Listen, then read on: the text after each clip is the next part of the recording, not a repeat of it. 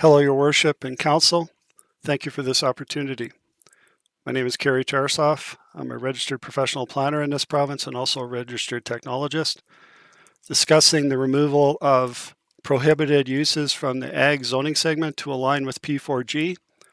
I agree with this move, and I agree with the context that the administration put it, is that removing prohibited is a good thing because it's redundant. If it's not permitted and it's not discretionary, it shouldn't exist. And I agree with that.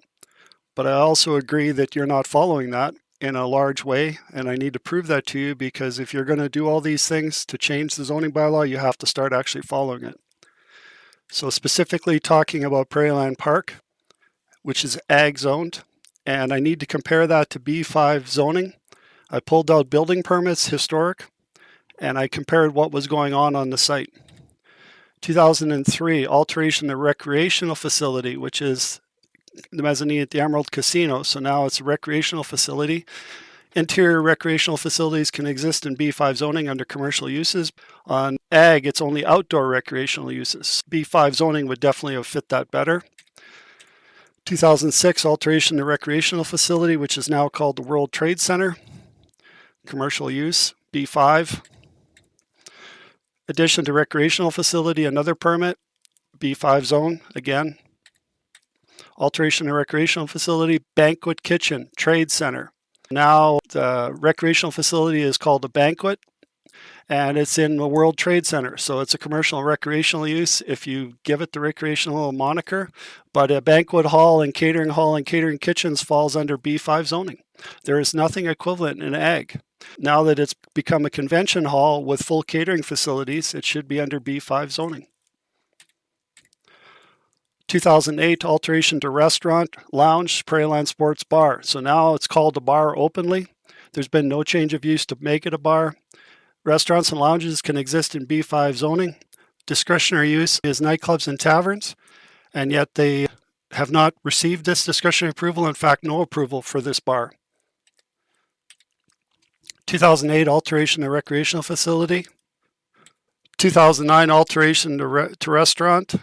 Again, nightclubs and taverns, discretionary use, and restaurant and lounges, permitted use. Alteration to recreational facility, which is the World Trade Center again, B5. Alteration to recreational facility, B5. Alteration to recreational facility, B5. Alteration to restaurant, Prairieland Sports Bar, again B5. And in further, discretionary approval still not given. Alteration to recreational facility, which is World Trade Center again, under B5 zoning.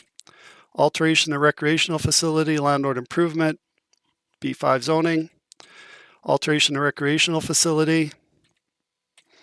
And then the final one in 2020, alteration to recreation facility. So that's 14 permits as far back as I've gone that have been issued that do not comply with ag zoning. They don't comply with permitted uses or discretionary uses. So whether or not it was prohibited is redundant because you're not following permitted and discretionary.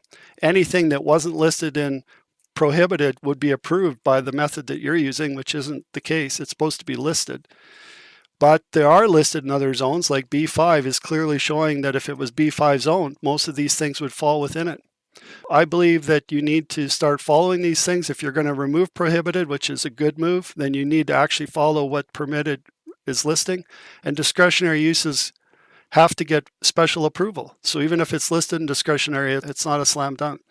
I would appreciate if you took a little bit more time to review this, and especially how it's affecting Prairieland Park and their endeavor to become a very large convention site that's never been approved, and now they want to build a new bar on site.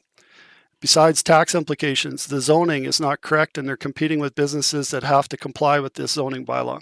There's no reason that Prairieland shouldn't have to comply as well. I'm available for questions. Thank you very much for your time.